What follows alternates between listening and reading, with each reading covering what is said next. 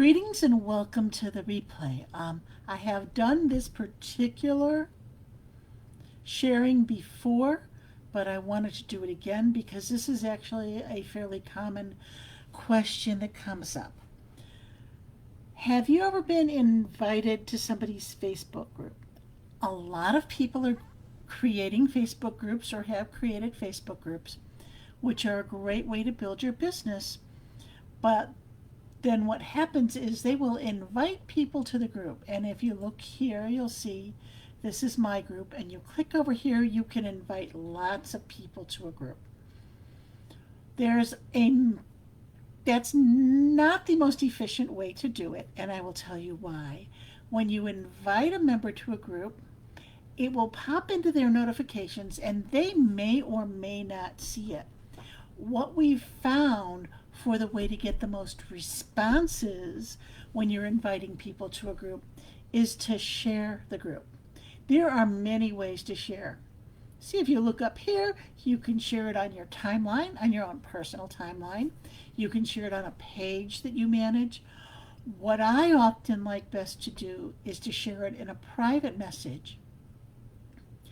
Facebook groups are great ways to reach out to people, but you have to convince somebody there's a reason for them to be in there. So I'm going to use another group as an example for this for just a second. One of my favorite groups that I go in on a regular basis is Productivity for Women Entrepreneurs. Evie knows a lot of things, and if I wanted to share this group, I would share it with a friend of mine and I would put in a message, "You would really love this group. Evie gets you thinking at the beginning of the week what you might want to get done for the week, and then at the end of the week she asks you to check in." We found that just doing the invites is not the best way to get people to respond. And another problem with that is that when you just do the invites, if you're inviting too many people, there's two problems with this from the perspective of Facebook. If you're inviting people and they aren't responding, you're not getting the engagement in the group that Facebook wants. So when you go into different groups and stuff, sometimes they'll have suggested groups along the sidebar over there. Your group won't show up there.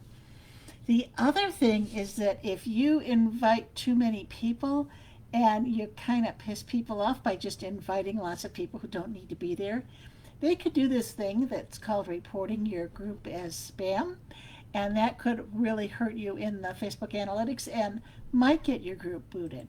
So I would highly suggest, whenever you want to bring people into a group, to give a personal invitation to the group.